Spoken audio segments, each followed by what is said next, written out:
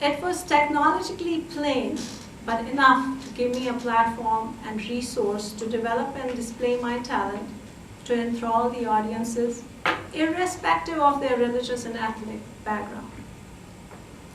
The place looked nothing like what was in my memory and lacked the warmth, the hustle and bustle that I had experienced during my career as an artist. The only composer who was present, a young man who seemed to know my name, had heard my music, took me to the studio where I had spent long hours of my early years. For a moment, I closed my eyes to put some memories, but nothing seemed to relate, and the pain grew stronger. With tears in my eyes, I looked around, saw a group of young girls with their heads covered with a traditional scarf, rehearsing and getting ready for a recording. I felt some solace and relief, and positivity took over, while I listened to their sweet voices being recorded on a digital recording system. In the words of Dinanath Nadim, Meche ash bagaj bagashol dunya, I have faith in tomorrow. Tomorrow will be a brighter day. Thank you.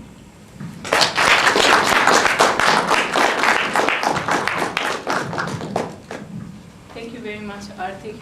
That was really a very enriching and educative talk. This conflict, I mean, the topic of her talk was something that personally affected me also in terms of my aspirations to be an artist.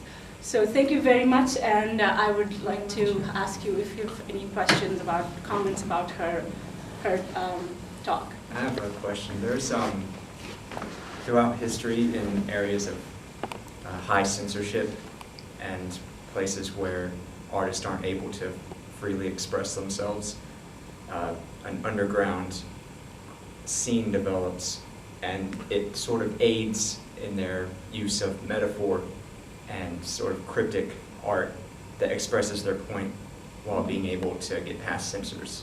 Was there anything like that and developed? dramas and music that was produced to kind of portray the emotions of people who are in exodus, or people who are upset with the whole scene in Kashmir right now. So yeah, there has been poetry, good poetry that has been produced on that. There's been a lot of dramas that were produced based on the current situation in Kashmir. So I did talk about some of that, some of the present prevailing situations that is in Kashmir, that they did come about. But yes, we don't see that. We don't. It's not produced enough to come to across and be able to get to the audiences, unfortunately. But yeah, you're right that there is some little bit of trickles of these small little pieces of things that we see, people expressing themselves even under strict controls. He said, it would be, you talked about how, and I know this is very personal and emotional for you, so I understand that, but you talk about the negative effect of conflict, obviously, on the performing arts and so on. But I think those situations produce, performing arts is the one place where protest can be registered in ways that it can't in formal political arenas. Right? So Kashmiris have not had a voice in those arenas.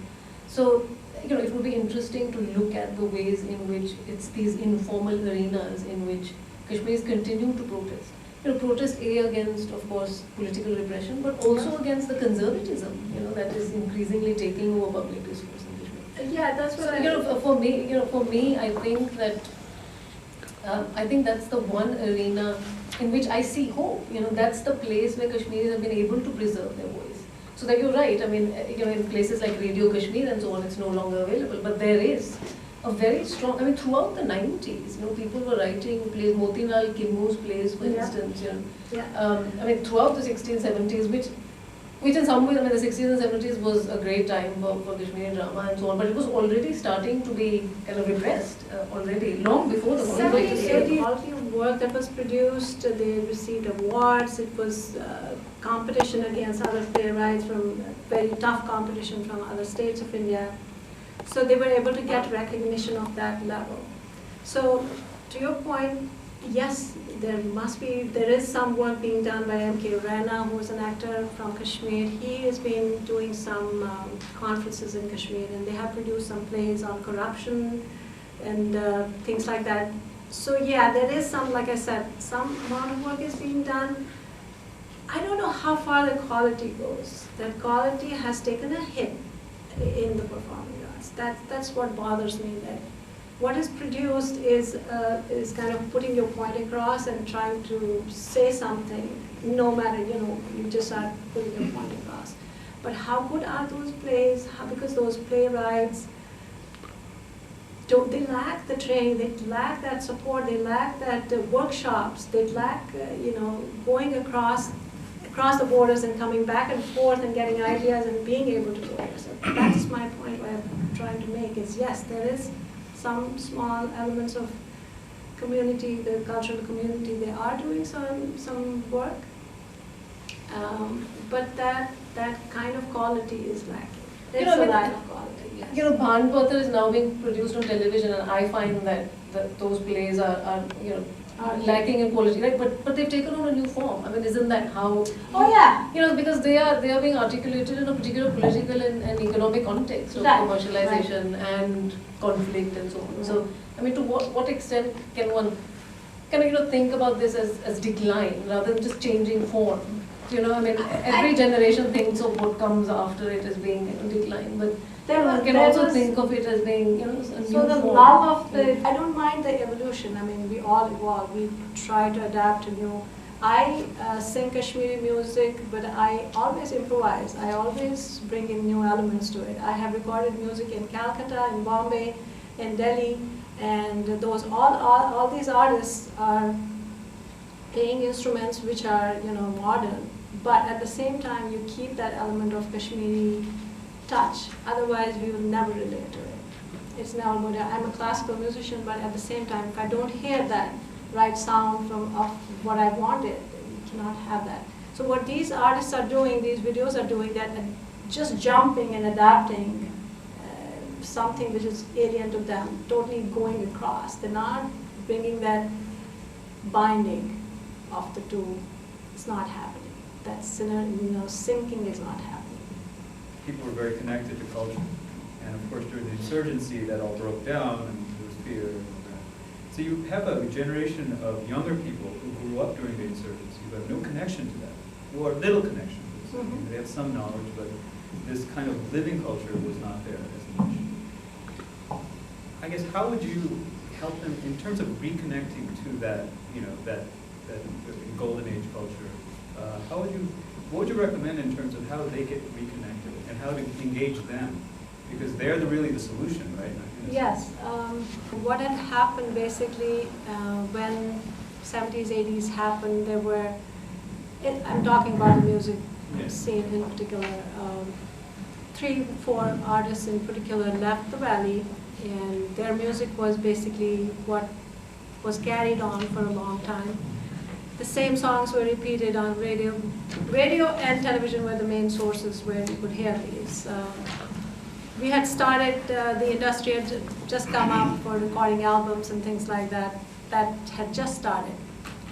And so in terms of that, so as the people who left the valley, the trainers, the teachers, and other prominent artists left. So I know like few teachers who were really prominent were no longer there. They left the valley. And because of that, this new generation, what they are doing, because of the lack of teachers, lack of resources anymore, they listen to these new songs and they listen to the new, catchy tunes, and they pick up those catchy tunes. So there's a studio in Kashmir that kind of plays upon that and brings this commercialized version of songs out there. So that is what has happened. The only way probably what can happen is these artists or these young talents have to find teachers. They have to have some training. There is lack of training. Even in the colleges and the schools, the trainers that are left behind are the products of quick trainings and quick degrees or whatever. They don't have the real actual skills to train people. We also heard you're an excellent singer. Would you like to support it with your live singing? Just a sample. I know it's not, you have to have musicians and harmonium and everything. I'll just sing a couple of couplets of Lalved's Bach, which probably is something we all relate to. Hindus, Muslims, we have one binding force with them. It's very